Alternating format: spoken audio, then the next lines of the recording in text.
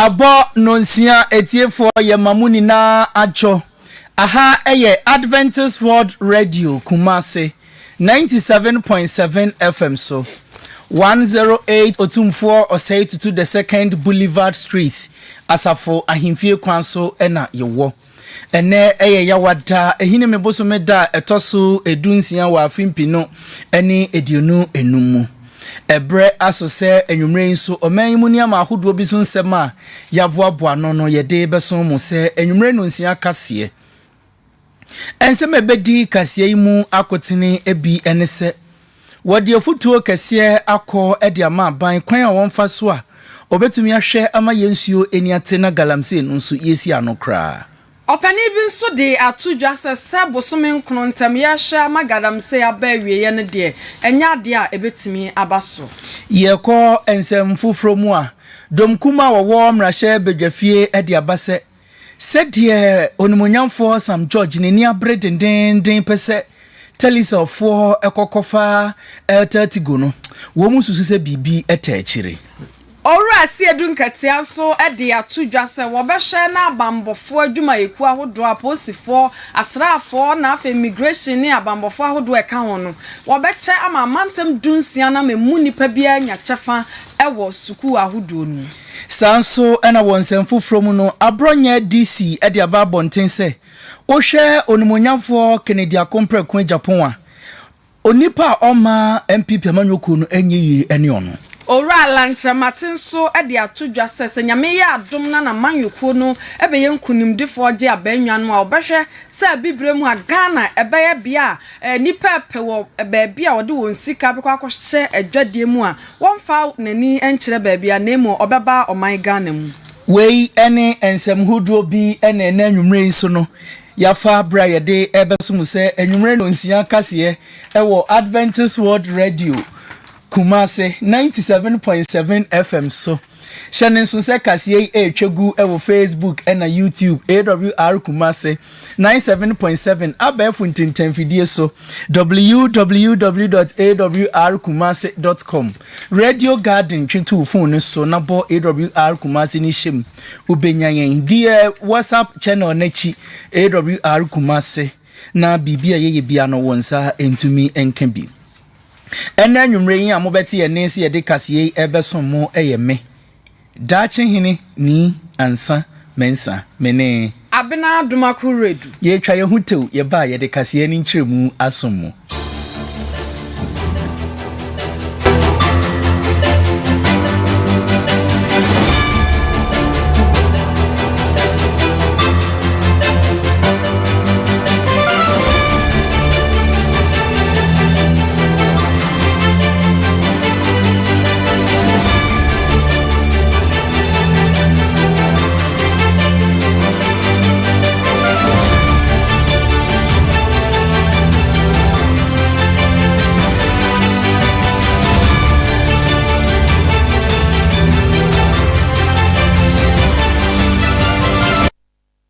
Adventist World Radio Kumase 97.7 FM.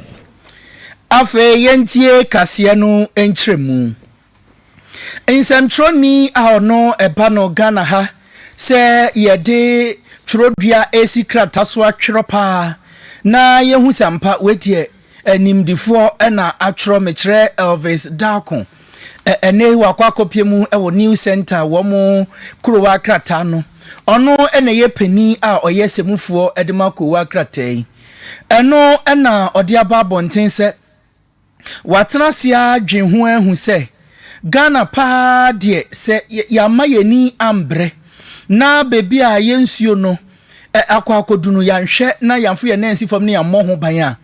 asem kese pa ene beba beto eye oman eno ena opani kasa ena o kyeremu se ewo se Ghana yetumi ebo ntoa pa ne yetu anamon eko Australia man no mu ne ekobisa wo mu se wo mu eko saa ohaw bi mu sei no ekwan ben pa ena wo mu efa so a wo mu etumi bo ban agye eye wo mu nsuo nina edisi ho ema ho bambo nsem so eko nsem eko yie ede ema wo mu eno ena Dakon kasa ena o kyeremu se yankosua emfidie waye bi da ne ye ne se o ene biara ene de ya yensuo no bebi ebedu no ebe ha adwen pa na yensuo no nko a efom agudi ahodo a yetu ni nso no esan ene bi a wo mo ye galamsey yi wode efra no wo mu etu no se yanhwe ni a ye gold no kra ye de kwadwama so kra ehun betumi aye din pa se wo beji atum na wato yentie said Elvis Dako e kire ni nsem kwan aga na befa so a ye bebo yensu ano ehun eban. If Australia should give us advice, if other countries that have succeeded should tell us that, okay, these are some of the ways, this is how they did it.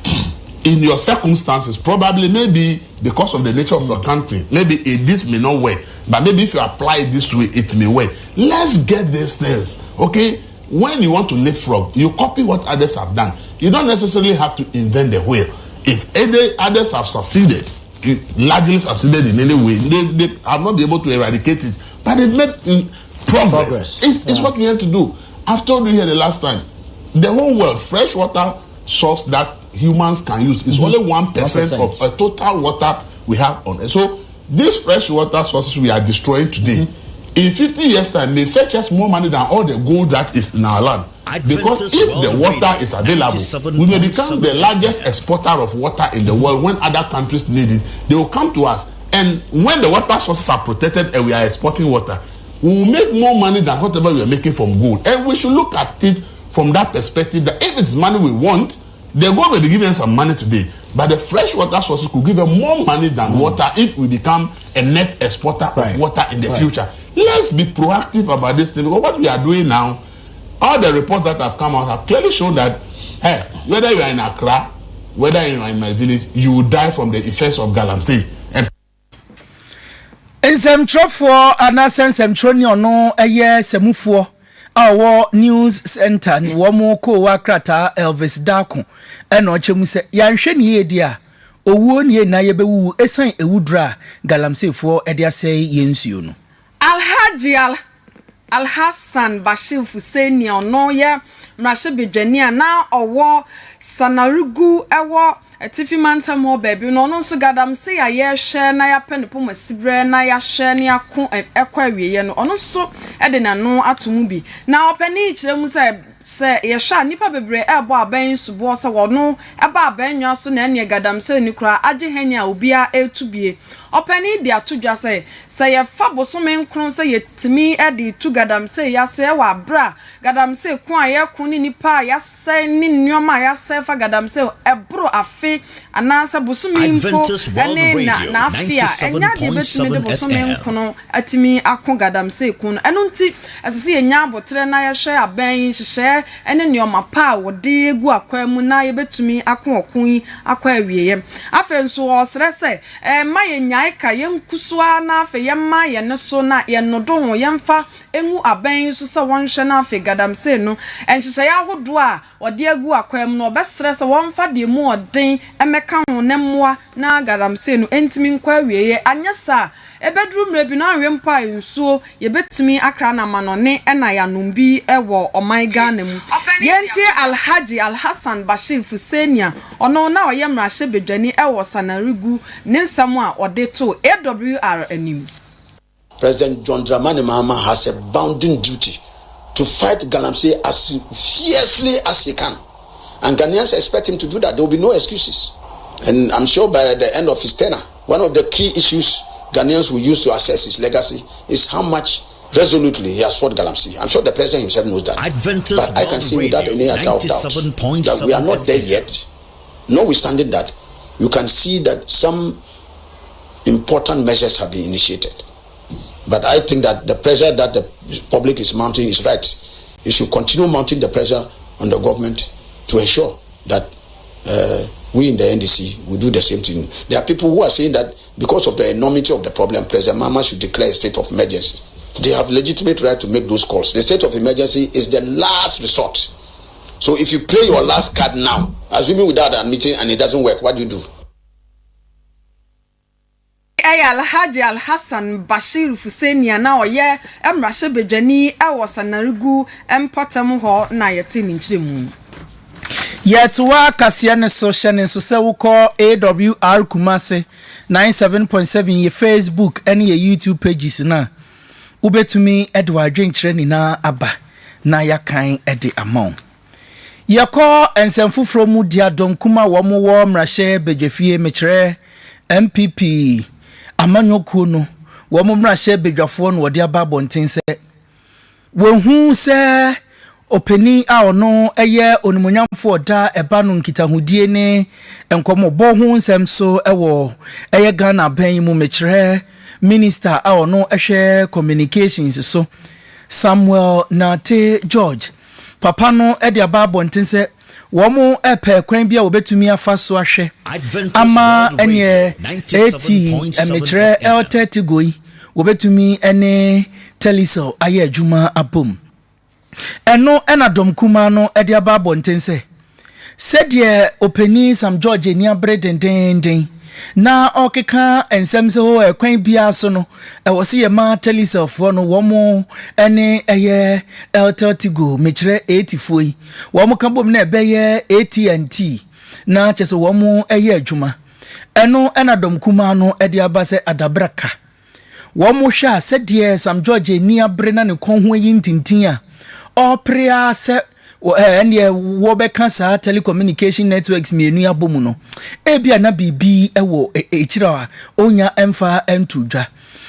ene wo mo ka kra no na ebi mo e kan wo echire se enye die hia nie o ka se obetumi ama DSTV fo wo mo atete abo no so no ena ejira mo abo ya ene eguso ye etua yi eno ena edom kuma na wo mo wo marhye bedwa mu ka se eno koda nchen kra de ha wo mo pa sesei no wo mo enti de enti apapai eni abre dindindin se wo pese eye telisafo no wo mo ni 30 gofo no eko kabomu na wo mo di djuma wo susu se eniama bi akoso e wo baabi a wo hu se eyade apapai se kone sa ono obenya mfaso bi pa e de firi so a enyo man no enipa wo mo ne benya mfaso ne mum ono a ne mfaso bumbi bi obenya enama na eni abre dindindin ti a opese sa dwumadie ekoso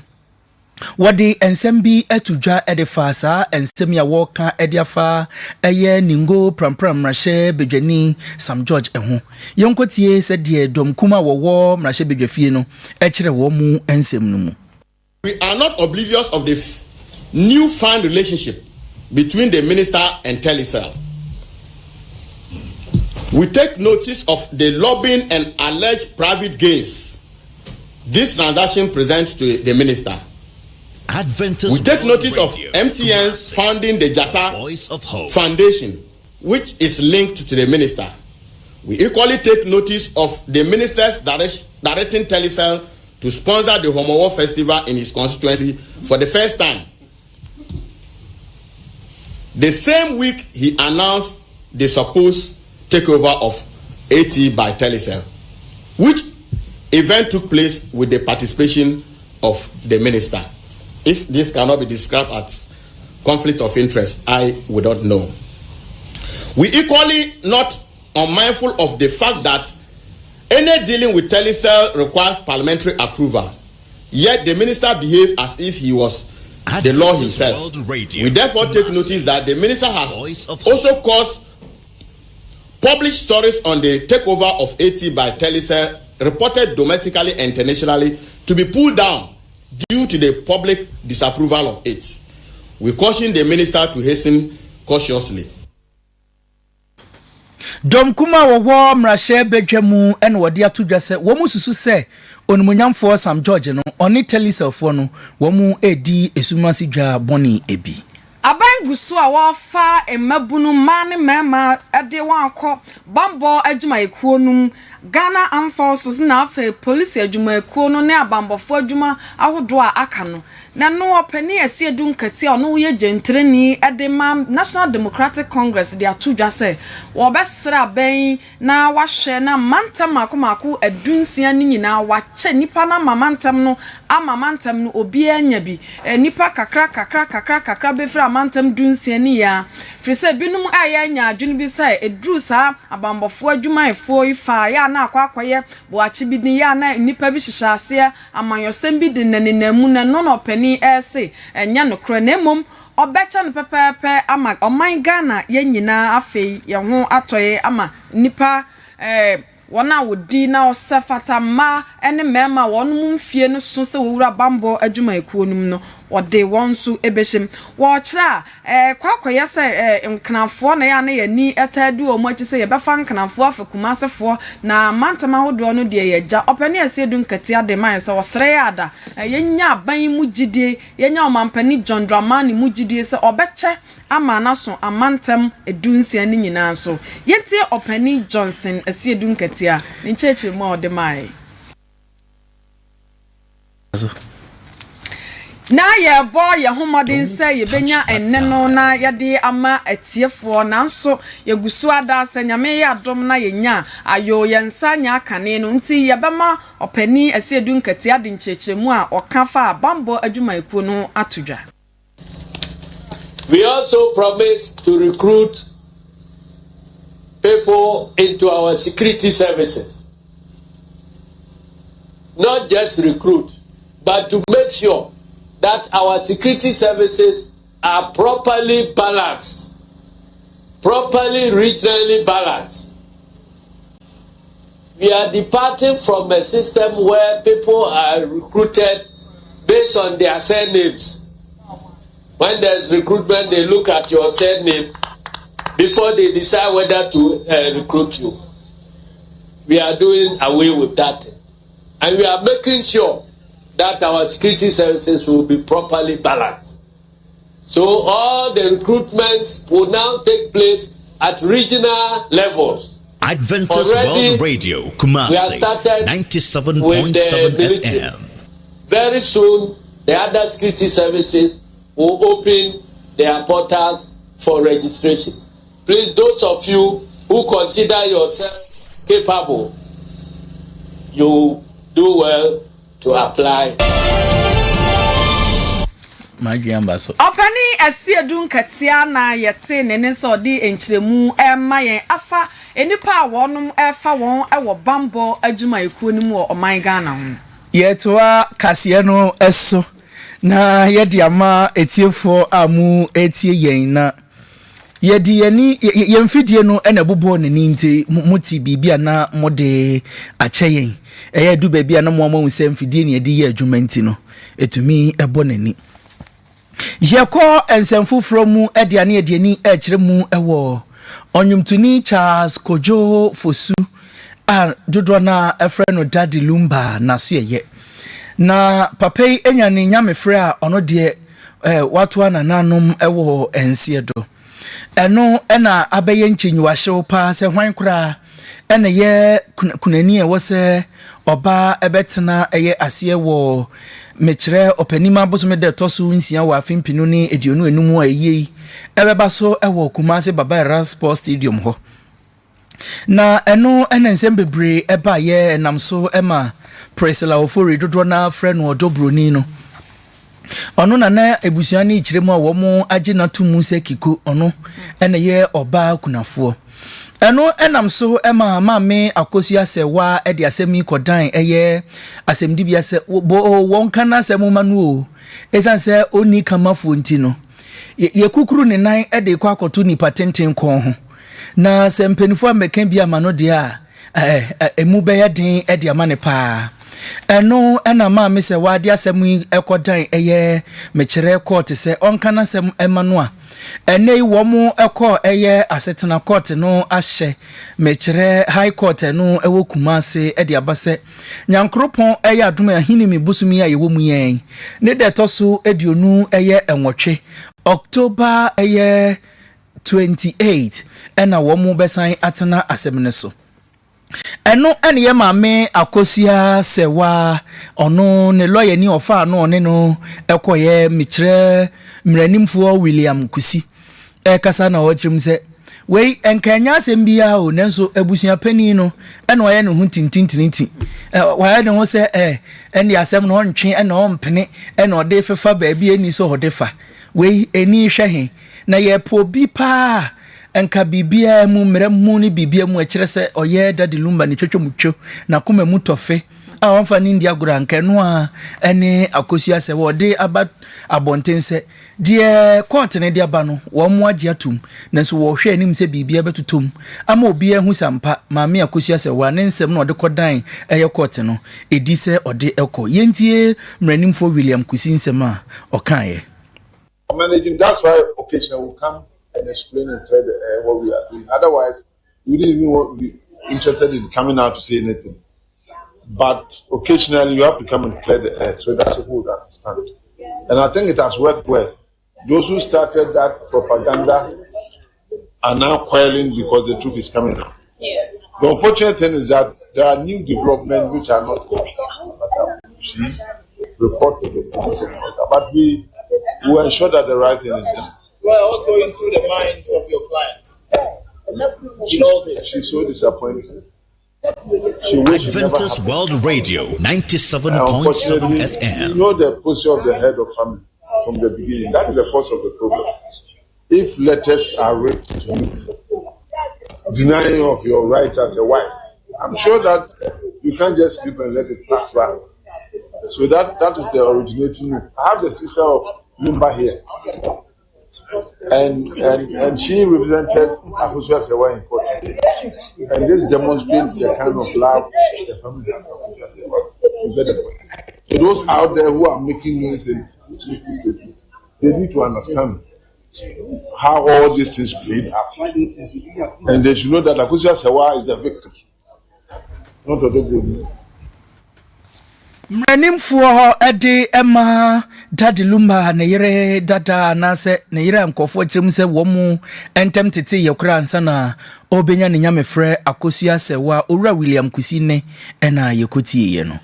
ekobia oka ohubo mu na wafa afrafranto eye wa kraboa mechire movement for change opani a oda wonano eye owura alankyere maten adodo no abɔ ne mrane se alankash say dia waba abonten abechire se movement for change no eye ku ana waka won ho abom na wapem akɔ wanimu say dia enya nye ku obium na emom eye aba beye aye amanyoku no dinde United Party opani de ekoya ni suade hunu ne nnuoma nyame ye wonadom na otimi beje aben Adventist World Radio 97.7 FM. Yeso yetu anamo akọ animu na o hye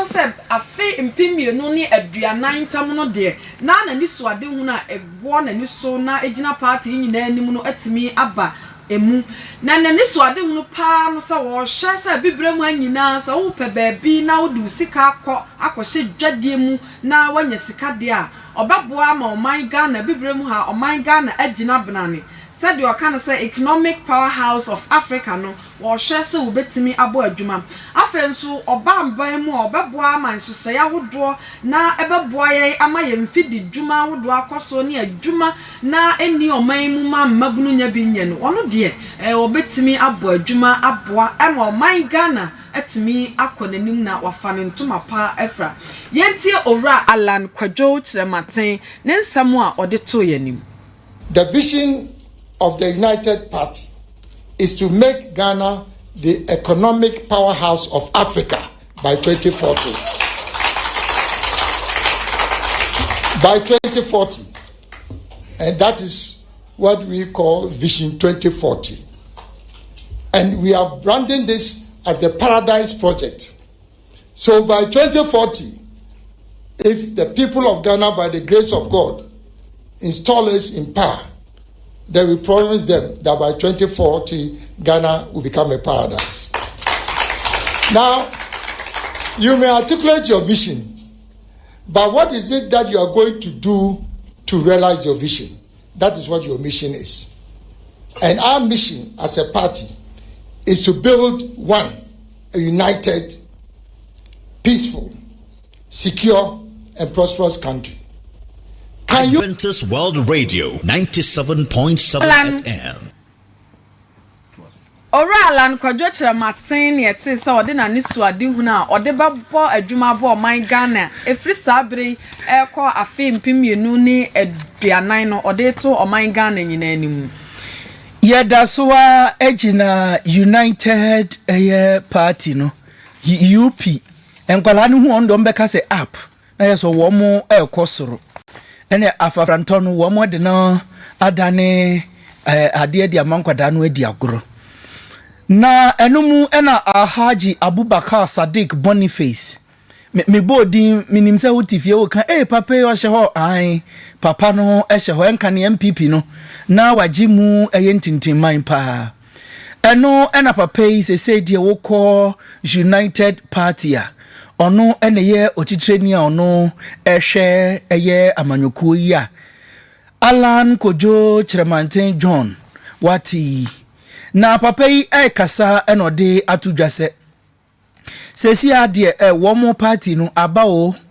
wo pese wo de wo ho ebeforefore wo mu bia nso no wo mo ebie wo mo apon de ato ho a wo mo de enya de wo ba beye nhwehwe ni mu bia enka bom no wo mo epe wo behwe aboa ema Ghana nso etumi agina brane a enya nhwehwe ani mu amanyokuo na wo mo eba beye eno ena Alhaji Abubakar Sadiq Boniface kasa no chomse ene wo ye babu pa na wo pa manyoku a odo ho kodom a wo mo ebeje wadwe nkyere na wo so betumi akabi no wo hu sampa kabi ma min kabi ne yede ye adwuma no a eno ani United Party ya eye Alan Kojo Chremanten John watumi aba abeti yentie se di opini no ekere ni nsemu. Abubakar Sadiq Boniface, the interim chairman of the new party we're going to unveil today. Adventist World Radio, Kumasi. Friends from the media, ladies and gentlemen, my leader, I won't mention his name. Good morning and welcome to this special event. Today, we present to you the United Party, or UP+. Additionally, you may call it 2.0+. We will be telling you, and I believe ourselves, that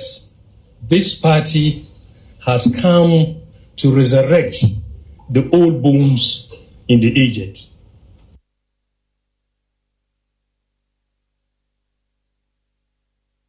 Adventist World Radio 97.7 FM. Openi Alhaji Abubakar Sadiq ewieye na ochemu se MPP amanyokuo no osunu kokroko eshiraduradu wo mo epamu one Alan Kojo Chremanten mpanifo bi efi amanyokuo mu wo mo hu se wo mo aba opposition apa na ndi wo mo de aba abontin se fa chekese ne de aba obi amramfa no ho beka no ochemu se we enye no kore we eya danko dada adre enya ade a wo mo ede wo mo hu ebekwa wura MPP amanyokuo no mu enne anase ochena wo mo enko se wapamu wo mo de a enya de wo mo besan ba UP no a ena wo mo so edi ebedi djuma yenkyere se de yenhwe se de osi ekere ni ensem nim. I'm always confused when I hear that others talk about Dankwa, Dombo, Buzia. You are talking of tripartite, but this is 7 teams that came together. Have you forgotten of Ayeke? Have you forgotten of SG Anto? Have you forgotten of Modestu Sapani, Amadou Baba, Baba Lada, Chiroma, and the rest? When you come, you talk of 3. Is that right? No. Capital, no. So please, we have come together. That the rejected stone. Adventist World Radio 97.7 FM. We were sacked, but today they claim they are giving us amnesty. What does amnesty mean? What crime has our new leader committed? What crime did I commit in MPP for you to sack me? And today you are telling me you are giving me amnesty? No way. Openi Alhaji Abubakar Sadiq Boniface ene enayeti ye eno. Openi okasama Dr. Mahmoud Baumia eye Dr. Gideon Buakon ede bi akwama. Wono a esihine na wotu hine ewo amanyekuo no meche delegate no. wase opani a wabo adwumaden mrebi atwamu ana woye ni abrofo ye beka ne se political god no na won sini form no hu se amanyosemu NPP mu woye wonyame no enei ya mamentime ho ase ne menase Paul ne kasa twitwie ama pani anisoade hunu ne adimpa ne wo ma ne nyina ba form na osrese yenhye tunwa che ne ahofama ne papa ya adwuma wabo de abo amanyuko na breyi a won kwa koto aba ayi Frank Otumfo wonhye na onto aba ne ma Dr. Mahmood Bawumia no meye Frank Otumfo emfamoa party no na aboa mo atumi akon ade abanwa no afri NDC nsem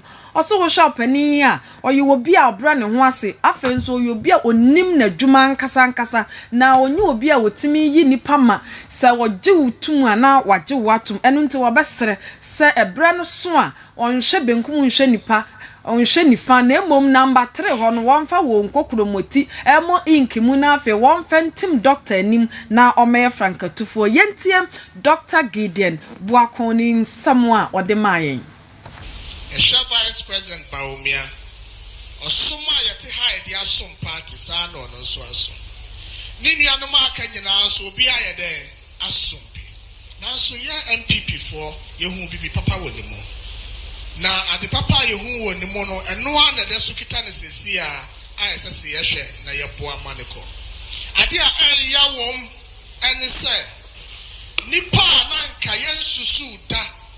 sa ebetru baabi ama NPP ni bi kra kaseti ano no ena baba 20 and NPP ni bi sorry na o kaseti ya Bawumia na enye Bawumia kro ya ena ye wo opposition na ye hu ne so ye nyankopon enye wono a NPP bra na ye wo opposition no na ye hu Bawumia se oye nyankopon sakana ha wan sorry akasa na ye hu se ye wo bi kra ya mana ye de aka na asema maye oyire no ho ya dwumade de ne ti ato ho ma adasa amekodru baabi no NDC for kra boniti eka no ho asem eche obi a wa NPP mo na enne aba 20 yetimi horo no enso ne de emfa ho Adventist World Radio 97.7 yati we call sa chairman tin yelusu ye sa yemena na me ya constituency chairman akama ya den akama we ne obisu police station executive so e omo na anya adwuma yie itine yelusu ye police station sa me na mode me call ya akama so ma ya den ma we ne sa na ye papa Bawumia nso nipa ni bi asase e kan sem gunu so ebi se Bawumia ya de ne call 2024 nti ene ya anya den ya we ne na omo de ya de omo call ya enke ba we ne MPP for ye de pia Ghana for to abeti aye say enim dada na ya Bawumia ntia Bawumia ntia enye Bawumia ntia nanso ye kan sem gu no ho ya de be pesa me twa adwen siso ne se Adventist World Radio 97.7 FM Dr. Gideon Buako na yete ne no na Dr. Ekasa wotu MPP for efo no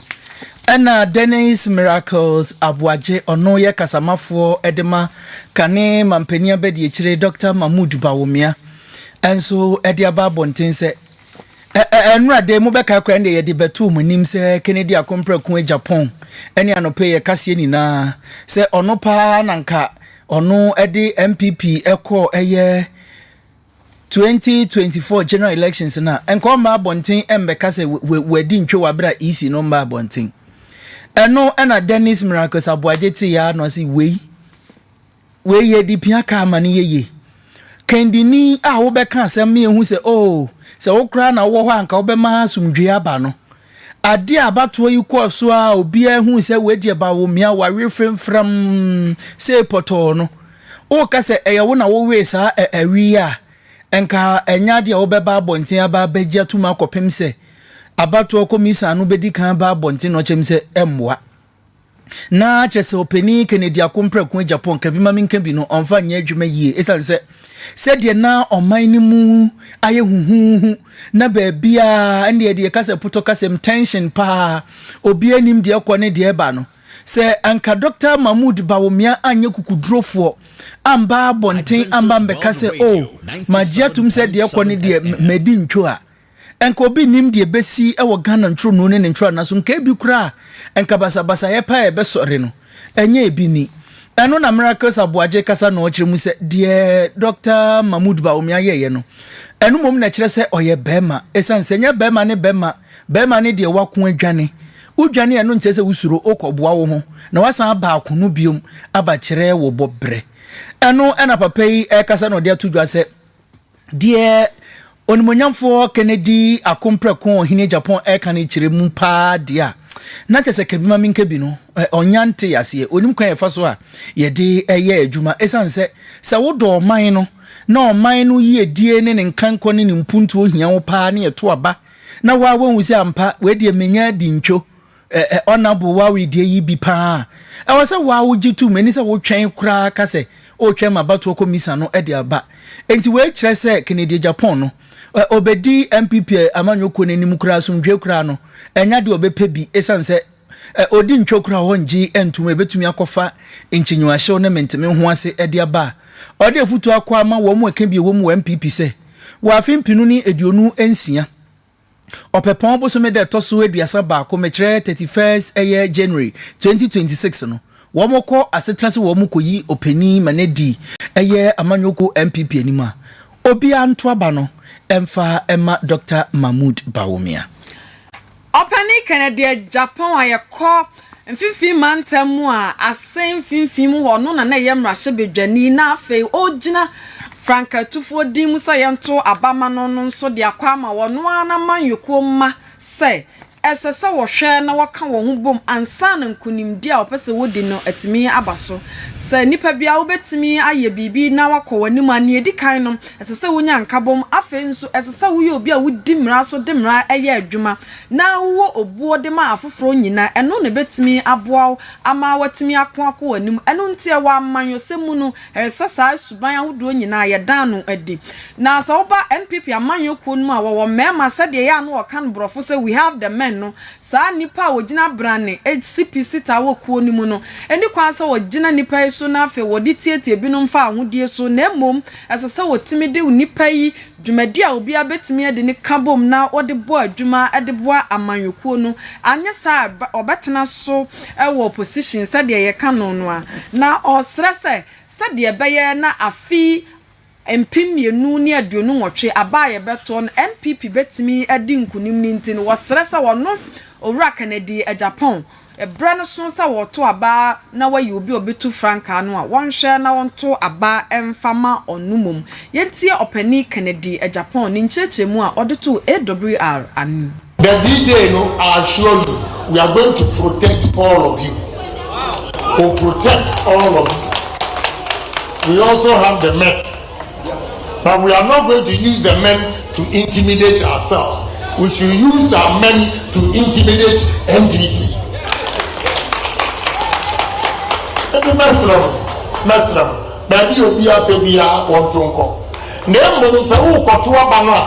Listen to Ghanaians. What Ghanaians are saying. And MPP for say MPP for and can last election okay we need Ghana for nyina kan yo ene ekotoaba enti mom yentie ni Ghana for no eka Ghana for say what pass ni efri Kumasi eba ose mu de Kennedy Japan ba ye beto amamo what trotrom ose de Kennedy Japan ba ye beto amamo ukọ chop ba ose de Kennedy Japan ba ye beto amamo. And a party for here in the history of LDP or Ghana politics, the only luckiest man what you want to see was say about contest here Ghana for a suffering say more the Kennedy Japan bar a better woman more the Kennedy Japan bar a better woman. We want power. It is a power near Kodia. Onyonyamfo Kennedy ohene Japan de kwama NPP amanyoko ni nyina se breso se woto aba ontie de oman Ghana mu ni nyina eka etiefo aha eye Adventist World Radio Kumase 97.7 FM so ye mfa aseda PSA enko ema dwumaku awaso yasen ama yetumi edi enwumre no nsia kase esomwo Cambridge SHS na chese eba no se oba no ewie junior high school na ope senior high school a emu eda ho akwada no ko obetumi atwa na bibia konkan no nya suapon mu ewura de no a ene Cambridge senior high school woba no oba SHS 1 2 ana 3 a yebegye no what obana ko baby okotro ye no anko yi de obano eba de friend say remedias no of deck no ye beye bia makwata no ama no edi nkunim ewo eye ensohwe no emu sa enso ena vacation classes enso no yeje bi eboa ema enkwala no wo mu adisuan so etumi ejina brane pre SHS classes ni na wo ba Cambridge Senior High School a yebeye bi ede ama wo ba no ema no enkonante basabasa te se de se biemu se ware eye kraman bi enan na ne no anse onam sa da bi yebetumi ama wo ba na ba besua de na wanya nwumasua mu nimde o mben kumasi amensu ye wo ba bia wo ba no beda yebehwe no onka se eye boarding kura no da no yebehwe nte se de wo fi a wo behwe ne pepepe na wo kumasi na wo pese wo ba no oye kobewo ofi efie ba sukuu no owia no abafie ene ofufuo no ahwe no awo de ama opa de a odwani ekere mu nso a eno nso yeye hu adwuma sonko ye wa chechirefo a wo mu aben ene ukọ eye Opokuware Senior High School a ye nya chechirefo kra kọ hwe wo mu wabra wo mu etwero eye ensohwe no hwehwe kira kwan e wo north eye suntreso ye ben be kwai runabout anase frɛ wa homatufro iso 05992505 0599250051 0599250051 anase 0599 267 277 0599 267 277 Nabra Cambridge Senior High School na obano embeji enwumesuemu nimdie yetwa kase no eso yedasoa ejina MPP womo akache na wunyate Kwame Bafo adodo na freno abronye DC pe no wenhu se ende onimonyamfo Kennedy akompreko ohini Ejapon ena ne tun atwie na Kwame Bafo a womo ebone nsamrane se abronye DC ede abase watenasia ehun se Kennedy Ejapon washeda ena otwintwan MPP amanyokuo no wo mo anemu ena o kyeremu se wafimpinu ne eduonu eye enan no otwintwan wo mo anemu saa ene kwan bia obetumi afaso obetumi twintwan wo mo anemu no otwintwan ya se de be ya Dr. Mahmoud Bawumia ontumi endi enkunim eno ena osan dia babo ntin kyeremu se saa na Kennedy akompreko Japan wasan hya ase a oye enti wo mu eka bi wo mu e wo MPP amanyokum no obia ema nani enda hopa esanse se omu anhwe ni ye pa dia Kennedy akompreko Japan ode asokwa abedane wo mu achenchena esanse enya de owo amanyoku no ho adwen papa bia ni tirimupo wo edema amanyoku no enye papa te se de nyankopon de owo eye tirimupo pa de manema no Kennedy akompreko ohine Japan ono abronye betumi akase papa adwen papa ye wodefa MPP hune de enya de a owo bi kura enti ode futuo e de akose MPP amanyokuo no wo mu eka bi wo mu nkai se wafimpinu ne eduonu enan no Kennedy Japan sheda etoto eye fangu mu ebra na owo Ghana gas no o sheda me etoto mu a se de be ya Bawumia ebedi encho enti emo bia emfa Kennedy Japan asem obeka bia se we di o cancer mpada bi oyo bia MPP amanyokuo no bra wo mu ebre na Ghana fo kan ensembone de fa wo mu huni na no Kennedy Japan adawroma ana masa nsem woni na esia ode afutu akọ ama MPP amanyokuo fo ne se wo mu kohia wonto aba no emfama Dr. Mahmoud Bawumia sanse ono ene betumi de amanyokuo no aba abanwa no eso ya toa kase no so ya de ani kire fra mantamu na bia efra ho akrofo sokode na afa sokode bogami fra omantem wo atwene bi atwa sa kroyi mi enu ntam na nam so ma omanfo etimi kona tumi ba no sa atwi abu ede ohaw pa bra wonmo a ewo ho na ne sa nu nti nipa ntimi nko ntimi magesa wonwan kofa kwa tententen ansa na watumi akwo nwuma na sa watumi akobọ won ho brada bia na mpanimfo a wo ho ne mamfo na afi ahemfo ne atitire ne temamfo no kire se wo besra mansini na mpo atraba oman Ghana mpanin so se wontwa nani emfamra fra omantamu nipa wonum wo akrofo sokode na sokode gbogame wo mehye na twene a etwa wonum ntam no wo meye ma won na wo de atodwa asesa atwene wo hyase ese wo ya ye de nsamso anasa de fan covet ni nyina begugu ho hye dwumadi ase na obi nim de ye ya afei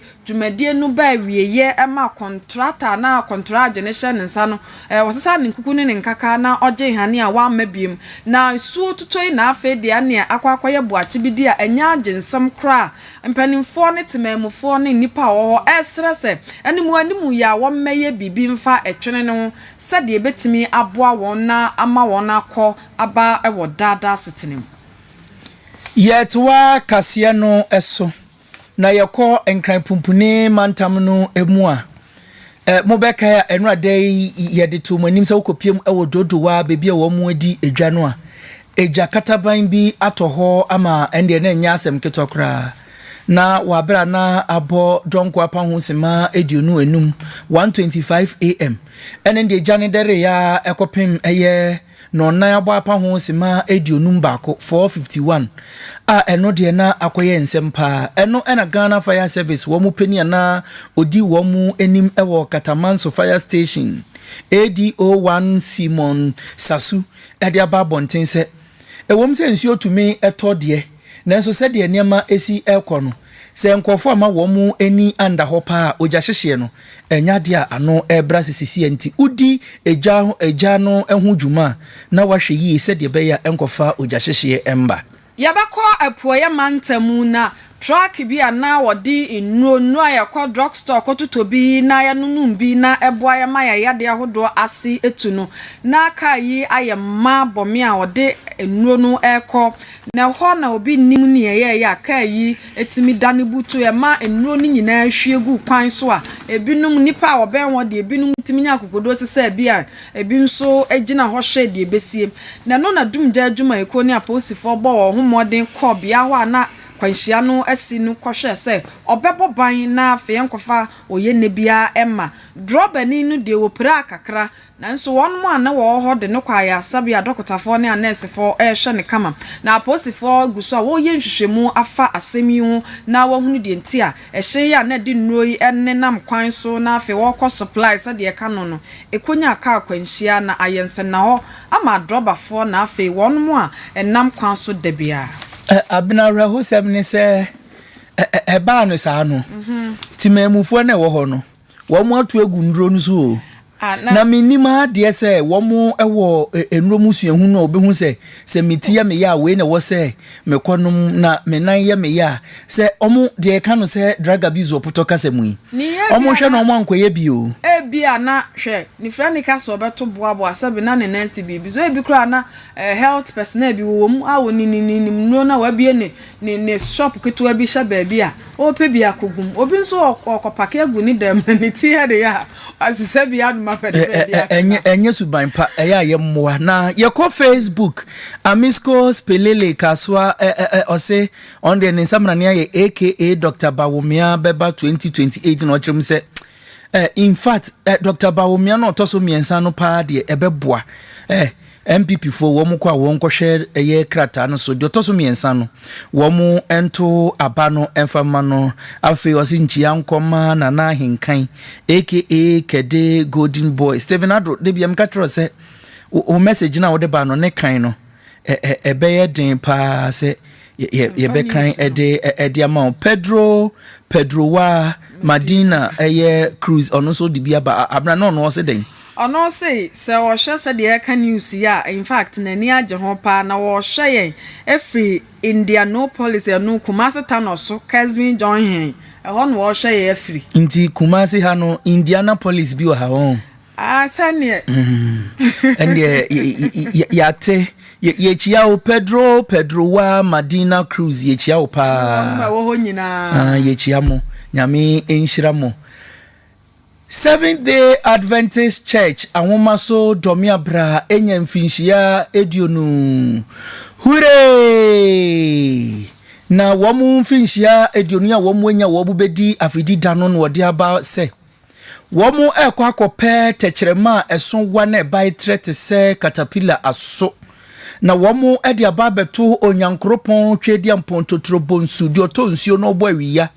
di esoro ne asase ni na eye ne dia nufuta braba nyame ochema no su obia so no amani pani na ehun se ampa womu de womu ano womu afa nkoya de boni bia na mum womu de atonnwom ede ahye onyankropon animunyam wosi wobeka ne mani ye ne kese ye ne nadoye ene ya nyankopon eye pa eba na yemuye ede akere aman ene awo ento atoaso ni na wosi womu asemu ya wode wontekyerema ene wanu bepe mwaka no wofa ewo enwom eduowotwem kron ene baako eno ena 7 Day Adventist Church wa nwoma so de atudwa se nyankopon eye adoma hine mebosome de toso du nwotwe mekire meminde ye de ye nimu ye woye kwanhweni onye kwanhweni afọ wani ekire anwoma so domia bra na betai wo mochi na wo mo afidi da no wondi na bibia enko enkan ye gina we so etwa ye hutew ye ba ya to akase ne so ede amamu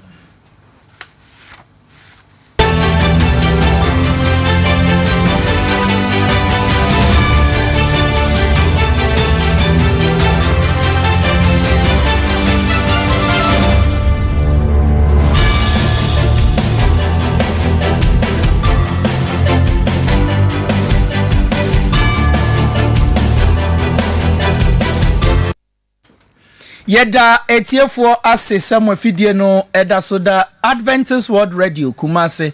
97.7 yetwa enwumre no nsia kase no so de ane ye ba asante mantamu ha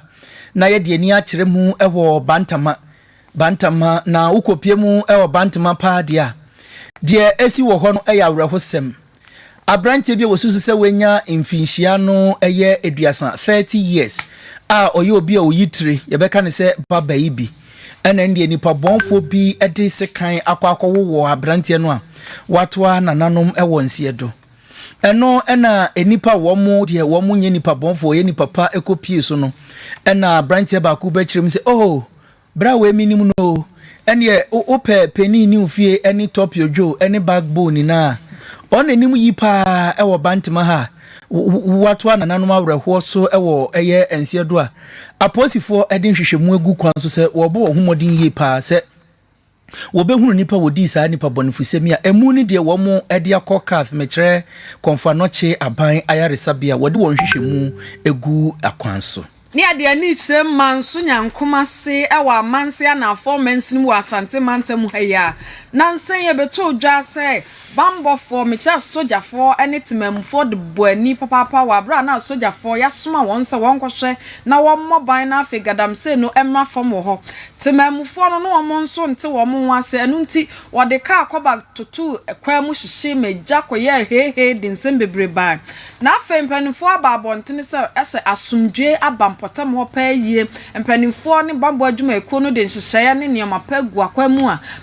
enipa won ate won ho ase amankyerɛkyerɛ akoso enu nti wo ho na wudwane kɔ baabi a na wusuro se bibi besi a wo sa ahyew se sabra fie na se de nyame adom nipa won wo amanse anafo femeye mansu nyankoma se ho no asundwe aba ho pa ye kɔ amanone ne edemu akɔ amagana ne kunu alatayawo eman no emu ne yakopie mu ewo kashina na yekopie mu ewo kashina de ade esie ene se legend ba kuko emema me kan ya mohu de me pa kire mo legend ba ko eko na superintendent of air customs ASC lawa air tako yakọ hunu se papai ma Johnny hotel eno ewo kashina no papa no ewu eda ho na eno na posifo ede abase wo mu koto abrantie no na chese one ma miensa ho ena chese ono omuko wura hotel demo ho a ene de omuko ye no na anim ubetumi atwero de ahye ho na wa ka ahye ho a enam so ma okoye ha enu ya kire no legend ba ko na ekono na ema no emiensa no eno eye Aisha Lawal afei Hafsat Yusuf na brigade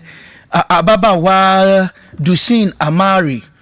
womu eye miensa na oko Nigeria na ukopie mu ewo womu customs eye officer Lawat ko de womu ekowura hotela nyame amfafie wahwere ne nkwa ya na eno na posifo no de atodwa se entumi mba se abrantia ni moja no hye no jane na so sei no ma miensa pe ode ombekọ akwọhye hotel ebetumi ama na ahwere ne nkwanti no wo susu se bibi wo munti wo ba be ye nhwehwemu pa se de be ya ma miensa no wodi won ebegina emra no ano Yadiani ebechrem awo United Kingdom na ho na nipa be empemiensa ne akire ade adwumaku a yefra won Johnson & Johnson ai dodo na abatan ne obehu adwumaku yiye wonum nneoma wode ba bonten a yede ye ma wa ye powder na afi woyere ene ho nneoma bebrebe no enipa empemiensa ne akire di adwumaku akogina koto se wonum powder ya yede bon kwada no watimi ayehwehwemu ahu se awuduro bi ana se bibi wo mu a etimi boa ma enipa enya kokra mechira cancer no na oba bi ana ye frɛ no sioban one ne mma okwa ya asabia wono ye frɛ bibi ovarian cancer no ye mma ye kosua na ya to onumu no ɛhɔ saa na kokra mu bi akwakoto hɔ no mu a adokotafo gie nhwehwemu no wo kyerɛ sɛ saa powder ye ya wode bɔ ne wone na busuafo no ne nam so ama cancer yi aba saa sɛmi ya kwakoye deja ɛwɔ UK hɔ susu sɛ oba Ghana ha ye nyina powder ne abobi na sei na eba de ne na akwakoye bibi afenso Johnson & Johnson ababonten se saa asemi a emnipa de babonten enye asem a eye nokro ye ni da so de asem achi de befiri mu ababia ye de beto ye tiefo nyina anim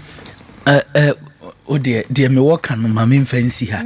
kasie ni na esi etiefo ha ye Adventist World Radio Kumase 97.7 FM so kasie wunya bi ehwe wo Facebook any YouTube AWR Kumase 97.7 like page no na share yesere wada sanso na abefo intenten fidie so www.awrkumase.com nso no utumi enya bi etieye afei hyene nso se ukọ Radio Garden na eyade Radio Garden so no utwen edito wo phone so ema wunya AWR Kumase 97.7 so etumi etie yedwumadi ahodo no kasia yede ebesomo enanwumre ensem edi mu akotini ebi ne se abronye DC ede ababonten se wope MPP nipa ompe wo mu yie no wama MPP amanyoko no enimu egu ase de a eno ane onumunyamfo Kennedy akompreko ohene Japan Alhaji Alhassan Bashir Hussein so ede atodwa se ya ko gadam se wo bosomen kununtam no enya de a ebetumi ayeyi na mum ebehia brekakra yekọ bantma abrante bi ono de ba no etire yi a wadi mu ntintimman no nipa bonfo bi akwakoje ne nkwan firi nsema aposifo chirima wo mu akire baako a enhwehwemu egu akwan so yakwa amano ni UK ko hunu se nipa mpemiensa ne akire de adwumaku a friend Johnson & Johnson akogina koto e kire se ya powder na ya de bon kada no ewuduo bi wo mu enam so etimi boa ema yetimi nya akokram yade wei ene ensenka ye bi ene nanwumre ye fa brenya daje de besomo se enwumre no nsia kase ewo Adventist World Radio Kumase 97.7 FM so bomodiama wafidie no enda hesanse ye wonepa bebre edi ema enanwumre ya mote ye ne se de kase no ebesomo eyemme daache hene ni ansa mensa mene abena adumaku radio yamamumo enitia adeshe yakramu